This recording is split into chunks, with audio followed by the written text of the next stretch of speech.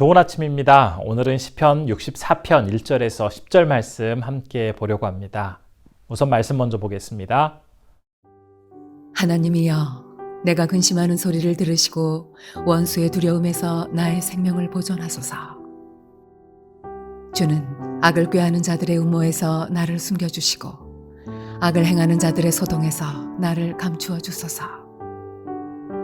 그들이 칼같이 자기 혀를 연마하며 화살같이 독한 말로 겨누고 숨은 곳에서 온전한 자를 쏘며 갑자기 쏘고 두려워하지 아니하는도다. 그들은 악한 목적으로 서로 격려하며 남몰래 울무놓기를 함께 의논하고 하는 말이 누가 우리를 보리요 하며 그들은 죄악을 꾸미며 이르기를 우리가 묘책을 찾았다 하나니 각 사람의 속뜻과 마음이 깊도다. 그러나 하나님이 그들을 쏘시리니 그들이 갑자기 화살에 상하리로다. 이러므로 그들이 엎드러지리니 그들의 혀가 그들을 해함이라. 그들을 보는 자가 다 머리를 흔들리로다. 모든 사람이 두려워하여 하나님의 일을 선포하며 그의 행하심을 깊이 생각하리로다. 의인은 여호와로 말미암아 즐거워하며 그에게 피하리니 마음이 정직한 자는 다 자랑하리로다. 오늘 아침 우리에게 주신 시편 64편은 다윗의 시입니다. 그리고 표제어를 보면 인도자를 따라 부르는 노래라고 되어 있습니다. 어떤 상황에서 이 시를 쓰게 되었는지 정확하게 그 배경을 우리가 알 수는 없지만 그가 몹시 근심하면서 고통 가운데 쓰여진 시라고 우리는 충분히 그 내용을 통해서 확인해 볼 수가 있습니다. 그렇다 보니까 이 시 역시 앞에 63편처럼 그 다윗의 아들 압살롬을 피해서 압살롬의 반란을 피해서 도망하던 때에 쓰여진 시라고 보는 견해가 많습니다. 앞장인 63편에서도 하나님을 간절히 부르면서 그 내용을 시작을 하고 있는데 오늘 64편에서도 하나님을 간절히 부르면서 시작을 하고 있습니다. 그런데 그 이후의 내용은 좀 차이를 보입니다. 오늘 본문에서는 원수로부터 생명을 보호해 주시고 악을 꾀하는 사람들로부터 자신을 숨겨달라고 요청을 하고 있습니다. 압살롬과 그를 따르던 사람들은 다윗을 잡기 위해서 치밀한 계획을 세웠고 어떻게 해서라도 다윗을 잡기 위해서 온갖 수단과 방법을 가리지 않았습니다. 다윗은 자신을 잡기 위해서 필사적으로 다가오고 있는 이 압살롬과 그의 무리로부터 자신의 생명을 보호해달라고 그리고 자신을 숨겨달라고 하나님께 요청하고 있습니다. 본문 3절과 4절에서는 그 목숨을 노리던 자들이 어떻게 악한 일을 하고 있는지 기록하고 있습니다.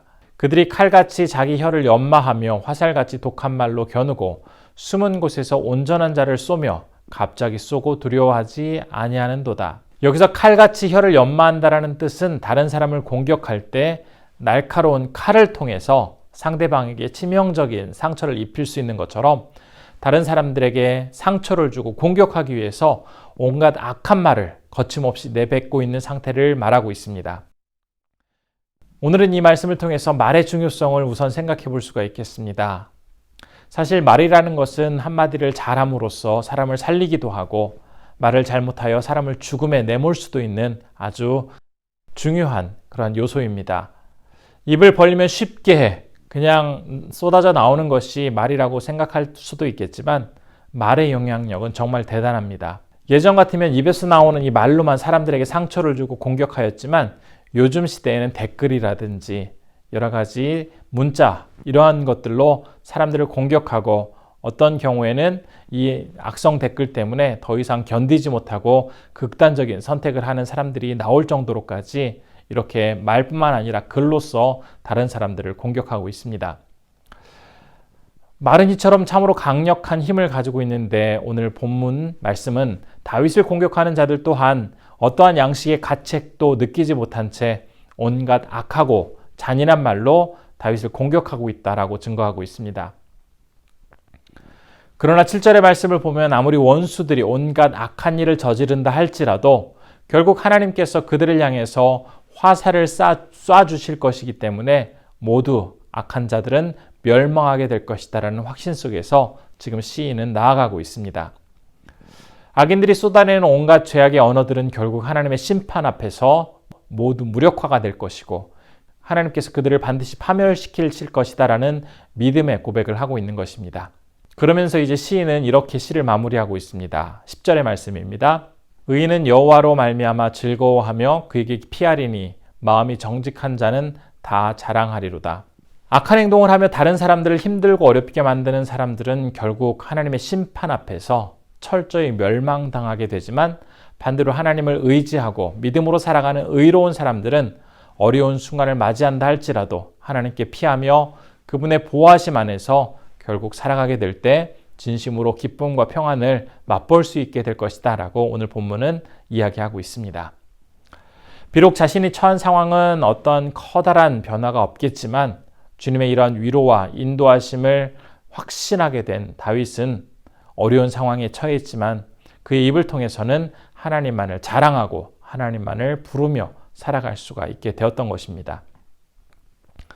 어제와 오늘 우리는 어려운 상황 속에서도 진심으로 하나님을 부르고 하나님을 송축하고 하나님만을 자랑하며 살아가는 위대한 신앙인의 간증을 살펴보았습니다. 사실 다윗의 일생을 볼 때에 그는 다 밧세바 사건으로 하나님 앞에 커다란 죄를 지은 적이 있습니다. 그러나 그 죄에 대해서 자신이 값비싼 대가를 치러야 했고 하나님 앞에 철저히 회개하는 모습을 보였습니다.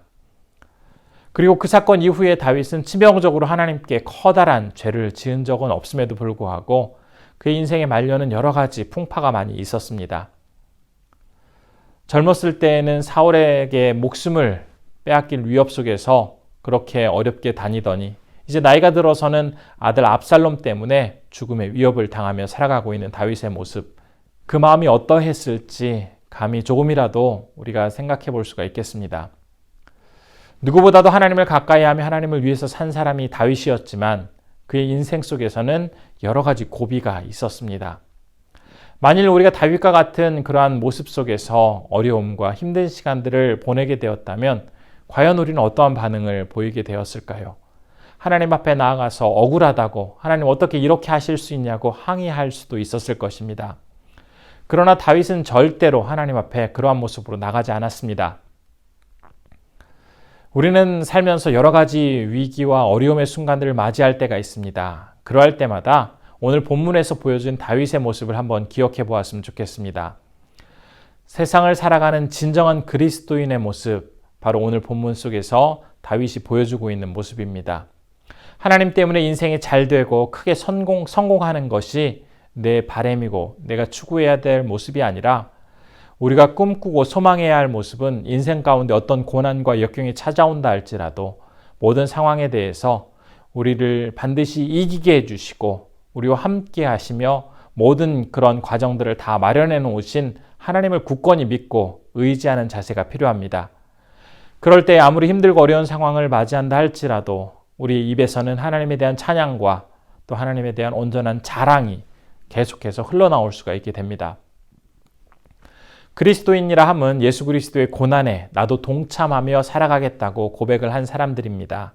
만일 우리가 추구하는 그러한 모습들이 다른 사람들 앞에서 자랑할 만한 그런 환경과 조건을 갖추기 위해서 하나님을 부르고 신앙생활을 하고 있다면 그러한 모습은 다른 종교에서 인간이 만들어 온 그러한 우상 앞에서 자신에게 복달라고 비는 그런 종교 행위와 비교해 볼 때 그 우상의 자리를 하나님으로만 바꾸었을 뿐 커다란 차이가 없습니다.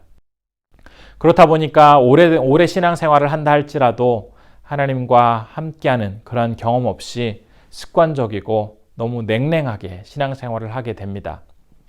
진정한 그리스도인이라 함은 이 땅을 살아가는 동안에 나에게 많은 고난과 어려움이 있다 할지라도 그런 상황 속에서 예수님을 기억하며 묵묵히 그 고난을 다 이겨내겠다는 그런 믿음의 고백을 가지고 살아가게 될 때 진정한 그리스도인으로 살아갈 수가 있습니다.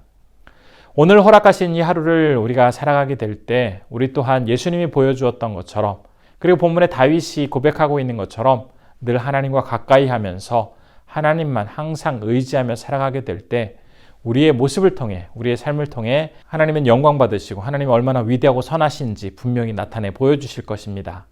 그런 복된 하루를 살아가신 우리 성도님들 되시기를 진심으로 소원합니다. 이 시간 기도하겠습니다. 첫 번째로 수많은 공격 앞에서 우리를 보호해 주시고 인도해 주시는 하나님의 은혜와 사랑을 오늘 하루 삶의 현장에서 경험할 수 있게 해 주옵소서라고 기도했으면 좋겠습니다. 두 번째로 나에게 어떤 상황이 주어진다 할지라도 하나님만을 진심으로 의지하며 살아갈 수 있는 우리 성도님들 되게 해달라고 기도했으면 좋겠습니다. 세 번째로는 티국에서 사역하시는 주선교사님, 하선교사님, 하나님께서 한국 방문 기간 중에 계획한 모든 일들이 잘 진행될 수 있도록 인도해달라고 함께 기도하겠습니다. 기도하겠습니다.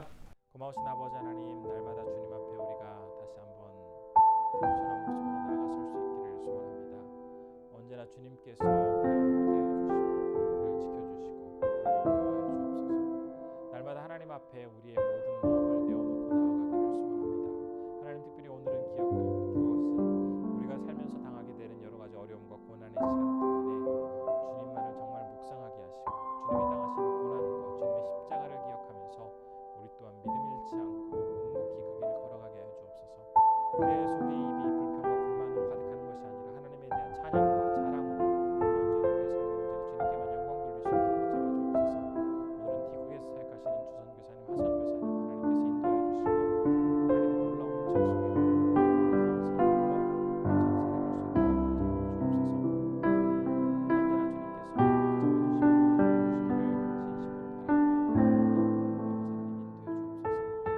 고마우신 아버지 하나님, 우리의 모습 속에서 하나님을 더욱더 신뢰하며 나아갈 수 있기를 소원합니다. 하나님, 힘들고 어려운 순간들을 많이 맞이하게 될 것인데 그때마다 우리가 주님만을 진심으로 바라보며 나아갈 수 있게 해 주옵소서.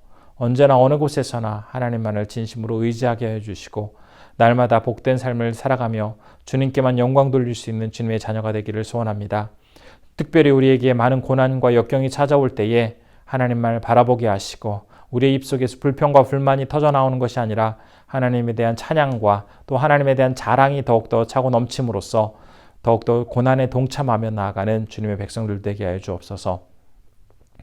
오늘은 티국에서 사역하시는 주선교사님, 하선교사님을 위해서 기도합니다. 한국 방문 중에 계신데 한국에서 처리해야 할 여러 가지 문제들 또한 계획들이 있습니다. 하나님께서 잘 아시오니 그것들을 해결하여 주시고 건강 가운데 늘 승리케 하여 주시고 이후의 사역도 잘 준비할 수 있도록 주님 붙잡아 주옵소서. 언제나 주님께서 늘 우리 선교사님과 그 가정을 지켜주시기를 소원합니다. 오늘 하루도 우리 성도님들 하나님께서 지켜주시고 어렵고 힘든 상황 속에서도 주님의 날개 아래서 진정한 평강을 맛볼 수 있게 도와주시고 안전하고 기쁘게 하나님만을 찬양하고 주님만을 자랑하며 살아가시는 우리 귀한 성도님들 되게 하여 주옵소서.